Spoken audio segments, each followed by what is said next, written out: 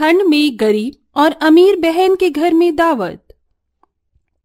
अशोक जी देखिए, मुझे ये वाला गहना शेफाली के लिए बहुत अच्छा लग रहा है, हम ये ले लेते हैं और केतकी के लिए ये वाला ले लेते हैं।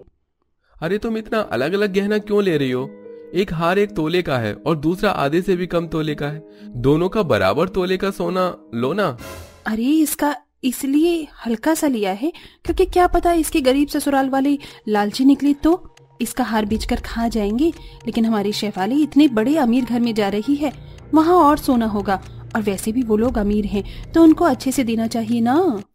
अरे तुम ऐसा मत सोचो, मैं अपनी दोनों बहनों से बराबर प्यार करता हूँ और ऐसे उनके ससुराल वालों को भी बुरा लगेगा, फिर बेइज्जती होना पक्का है। लेकिन तुम ऐसा कब से सोचने लग गई? इनका तभी कुछ नहीं हो सकता जब देखो केतकी के लिए सोचते रहते हैं। अरे वो गरीब ससुराल जा रही है, उसके साथ ऐसा ही करना पड़ेगा हमें। और वैसे भी अमीर वाली ननद की ज्यादा खातिरदारी करूंगी तो वो भी तो अपने अमीर ससुराल से मेरे लिए कुछ न कुछ लेकर आएगी। हाँ आपने ठीक कहा। ऐसे ही धीरे धीरे शादी की तैयारी होती है और अशोक दिसंबर के महीने में दोनों बहनों की शादी एक ही वाटिका में धूमधाम से करवा देता है, जहाँ शेफाली अमीर ससुराल पहुंच जाती है और केतकी अपने गरीब ससुराल में पहुंच जाती है। बहू, तेरे छोटे से ससुराल में तेरा स्वागत करती हूँ, और देख भले ही ये घर छोटा हो लेकिन हम तुझे प्यार बहुत ज्यादा करेंगे। माँ जी आपने इतना ही कह दिया, यही मेरे लिए बहुत है। घर में आते ही केतकी छींकती है तो सास फौरन अपनी बहू के लिए आग जला देती है। बहू तुझे ठंड लग रही होगी, थोड़ी देर आँच के पास बैठ जा, फिर आराम से सो जाइयो।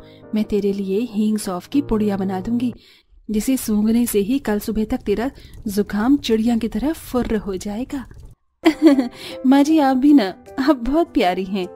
फिर आँच सेक कर सब सो जाते हैं। वहीं शेफाली का भी उसके ससुराल में बहुत अच्छे से स्वागत होता है और एक इशारे पर ही नौकर उसका सारा काम कर दिया करते थे। महीने गुजर जाते हैं। शेफाली की सास सुमन बोलती है, बहू तेरी शादी को 2 महीने हो गए हैं, अभी तक तेरे भैया भाभी को हमने यहाँ नहीं बुलाया है, तो उन्हें दावत पर यहाँ बुला ले। ठीक है माँ जी। फिर शेफाली अपने भैया को कॉल करके अगले दिन दावत पर आने का इनविटेशन देती है। क्या बात है, कहाँ जाने की बात हो रही है? शेफाली का फोन था क्या? हाँ, कल उसने हमें अपने घर पर दावत पर बुलाया है।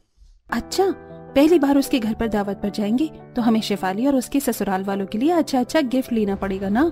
ठीक है, तो हम उसके लिए 2-3 गोल्ड की चीज ले जाएंगे ताकि उसके ससुराल वालों को अच्छा लगे। वो अमीर भी है ना, पर मैं ये भी जानती हूँ कि हमारे पास पैसे नहीं है, इसीलिए हम 2 लाख रुपए का लोन ले लेंगे। ठीक है। ओहो, अब तो मजा आने वाला है। अमीर नंद के घर जाऊंगी तो मुझे भी वो बहुत अच्छा अच्छा तोहफा मिलेगा। दोनों खाना पीना खाते हैं कि केतकी का भी फोन आ जाता है। राधे राधे भैया, कैसे हो आप और भाभी? अरे हम तो ठीक हैं, तू बता कैसे याद किया? वो भैया, माँ जी ने आपको और भाभी को दावत पर बुलाया है तो आप कल आ जाना। क्या बात है, तुम दोनों बहनों ने एक साथ हमें दावत पर बुलाया है? ठीक है, उसके घर से आने के बाद कल मैं तेरे घर पर आ जाऊंगा। ठीक है भैया। इतने में कॉल कट जाता है। दोनों भैया भाभी दोनों बहनों के लिए सामान खरीद रहे थे, तभी चालाकी से सलोनी केतकी के लिए सिवाय फल के अलावा और कुछ नहीं खरीदने देती है, पर शेफाली के लिए बहुत सारी महंगी साड़ी, सोने के गहने और मिठाई खरीद लेते हैं। फिर शाम को अशोक और सलोनी अमीर बहन के ससुराल पहुंच जाते हैं। आखिर मैं अपनी ननन से मिलने आ ही गई। शेफाली देखो, हम दोनों तुम्हारे लिए क्या क्या लेकर आए हैं, कपड़े, गहने, साड़ियाँ। आ गए आप, शुक्र है, दावत करने का टंटा कुछ देर में खत्म हो जाएगा। शेफाली तू ऐसे क्यों कह रही है? अरे क्या बताऊं भैया, इतने नौकर होने के बावजूद भी माँ जी ने मुझसे खाना बनवाया है, ये नहीं कि नौकर से बनवा देती। अरे कोई बात नहीं, थोड़ा बहुत ससुराल में ये सब करना पड़ता है। फिर ये काहे का अमीर ससुराल है। खैर आप डाइनिंग टेबल की तरफ आ जाइए। शेफाली के भैया भाभी डाइनिंग टेबल पर बैठते हैं कि खिड़कियों से घर में ठंडी ठंडी हवा आती है। शेफाली बहुत ठंडी हवा आ रही है, थोड़ा हीटर जला देती तो गर्माहट मिल जाती। हाँ मुझे भी ठंड लग रही है। अरे भैया भाभी, आपको आए हुए 5 मिनट नहीं हुए और आते ही मुझे परेशान कर रही हो। अब मैं ऊपर के फ्लोर से हीटर लेकर आऊं तब आप लोगों के आगे लगाऊं? ऐसे ही खाना खा लो, खाना गर्म है, इतनी ठंड नहीं लगेगी। अच्छा चल ठीक है, परेशान मत हो। अरे आप लोग आ गए, अच्छा हुआ। खाना खाना शुरू कीजिए। जैसे ही दोनों भैया भाभी खाना खाते हैं तभी सलोनी कहती है, वैसे शिवाली तुमने मटर पनीर की सब्जी अच्छी बनाई है, लेकिन पनीर बहुत छोटा कर दिया है। होटल में बड़े बड़े पनीर के पीस होते हैं। हाँ हाँ, इसीलिए मैं बोलता था अपनी भाभी से खाना बनाना सीख ले। पर कोई बात नहीं, और दाल मखनी में नमक कम है। छोटी, जरा नमक देना। बस बहुत हो गया, आप लोग चुपचाप खाना नहीं खा सकते हैं क्या? पता है ना मैं बनाती नहीं हूँ, फिर भी माँ जी के सामने बोले जा रहे हैं। मैंने तो गलती कर दी आपको दावत पर बुलाकर। रहने दीजिए, आगे और खाना खाएंगे तो और बुराई करेंगे। आप लोग अपने घर जाइए प्लीज, हो गई आज की दावत। बहू, अपने भैया भाभी के साथ ऐसे मत कर, हमने बुलाया है और तू बेइज्जती कर रही है। माँ जी प्लीज आप कुछ मत बोलिए, मेरे भैया भाभी हैं, मैं देख लूंगी। ठीक है सलोनी, चलो, मुझे नहीं पता था छोटी सी बात पर मेरी बहन हमें ऐसे बोलेगी। माताजी चलते हैं। आज्ञा दीजिए। शर्मसार होकर भैया भाभी उसके घर से बाहर आ जाते हैं। दोनों को बहुत बुरा लगता है। अशोक जी, मुझे लगा था हम जितना शेफाली को प्यार करते हैं, उसके ससुराल वालों का सम्मान करते हैं, उसके लिए इतना तोहफा लेकर गए, लेकिन उसने हमें जाते ही नीचा दिखा दिया। और शुरू में भी कैसे बात कर रही थी, लगता है पैसों का घमंड उसके सर पर चढ़ गया है। हाँ, मैंने भी यही देखा, लेकिन मेरी केतकी ऐसी बिल्कुल भी नहीं है। चलो हम वहां चलते हैं। कुछ ही देर में दोनों भैया भाभी गरीब बहन के ससुराल पहुंच जाते हैं, जहां केतकी के पति अंकुर के पैसे गिर चुके थे और अपनी परेशानी को वे बिल्कुल जाहिर नहीं होने दे रहे थे। माँ जी, अंकुर जी देखिए ना, मेरे भैया भाभी आ गए। मैंने कहा था ना आप दोनों से, मेरे दिल को पता चल गया था कि भैया भाभी आ गए हैं। खुशी के मारी केतकी गली वालों को भी अपने भैया भाभी के बारे में बता देती है। भाई के गले लगते ही केतकी की आंखों में आंसू आ जाते हैं। अरे रोते नहीं।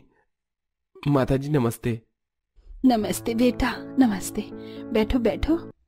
केतकी तुम यहाँ खुश तो हो ना? हाँ भाभी, बहुत, सब बहुत अच्छे हैं। केतकी अपने भैया भाभी के लिए चूल्हे पर गर्म पानी करके उन्हें देती है और अंकुर से कहती है, अजी आपके पैसे गिर गए थे, इसी चक्कर में मैंने कुछ खाना नहीं बनाया अभी तक। अब हम दावत कैसे करेंगे? भैया भाभी भी पहली बार यहाँ आए हैं। आप ऐसा करो, जो पिछले महीने आपने मुझे ये अंगूठी दी थी, इसी से आप जुगाड़ कर लो। ये सुनकर अंकुर अंगूठी लेकर सुनार पर गिरवी रखकर परचून की दुकान से खाने पीने का सामान खरीद लाता है, जिससे केतकी घर पर अच्छा अच्छा खाना बनाकर तैयार कर देती है और भैया भाभी को ठंड लगने पर घर में रखी अंगीठी भी जला देती है। खाना खाते ही भैया भाभी बहुत खुश होते हैं। वाह क्या खाना है, तो तुमने बहुत ही अच्छा बनाया है ये खाना। केतकी, हर चीज हर मसाले अच्छे हैं। हाँ केतकी, और खीर भी बहुत अच्छी है। अरे भैया भाभी, आपको पता है खाना बनाने में इन्होंने मेरी मदद करी है, देखा, आपको पता भी नहीं चला। अरे वाह, हमारे दामाद जी तो काफी अच्छे हैं, क्यों अंकुर जी? अरे भैया, अपनी पत्नी का हमेशा साथ देना चाहिए, चाहे कुछ भी हो, लड़ाई या खाना। अच्छा मजाक कर लेते हैं आप। भैया भाभी, बहुत दिनों बाद मैं आपसे मिल रही हूँ। अगर आप एक दो दिन के लिए रुक जाती तो मुझे बहुत अच्छा लगता। अरे रुक जाते, पर यहाँ सोने की व्यवस्था नहीं है, और फिर तुम कैसे सोओगे? आप सोने की चिंता मत कीजिए। हाँ भैया, आप हमारी रजाई ओढ़ लेना, बिल्कुल डर नहीं लगेगी, माँ जी ने अपने हाथ से बनाई है। ठीक है। फिर केतकी अपने भैया भाभी के लिए कंबल लगाकर अच्छा बिस्तर बिछा देती है और उन्हें अपनी रजाई भी दे देती है, जिसके बाद दोनों भैया भाभी आराम से सो जाते हैं। सुबह भी वो अपने भैया भाभी को गर्मा गर्म चाय पकौड़े देती है और उनके जाने पर केतकी कहती है, अरे आप दोनों जा रहे हो, हमारे पास ज्यादा कुछ तो है नहीं, लेकिन आप ये कंगन ले लो भाभी, मेरी तरफ से आपको तोहफा है ये। अरे इसकी क्या जरूरत थी, और ये तो तुम्हारी सासू माँ ने दिया है। रख लीजिए बेटा, हमारे यहाँ से खाली हाथ नहीं जाते। हमने आपको दावत पर बुलाया था ना, और मैं तो इसे बाद में भी कुछ दे दूंगी। अच्छा ठीक है। वहां से विदा लेने के बाद भैया भाभी की आंखों में आंसू आ जाते हैं। पता है तुम क्यों रो रही हो? मुझे भी पता है कि आपकी आंखें क्यों नम हो गई हैं। यही ना, जिसके पास सब कुछ है, जिसके लिए हमने ज्यादा सोचा, उसने ही हमारे साथ बदतमीजी की, और हमारे गरीब ससुराल वाली केतकी ने कुछ ना होने पर भी हमारा बहुत प्यार से ख्याल रखा, और रात भर ठंड में भी सोए वो। हाँ, और तुम्हें पता है अंकुर जी के पैसे भी खो गए थे। अपनी अंगूठी बेचकर हमारे लिए दावत करी है उन्होंने। मेरी बहन गरीब होकर भी बहुत अच्छे ससुराल में है। अगर पैसा घमंडी बनाता है तो इससे अच्छा गरीबी की जिंदगी ही बढ़िया है। जी, और इससे मुझे बहुत बड़ी सीख मिली है।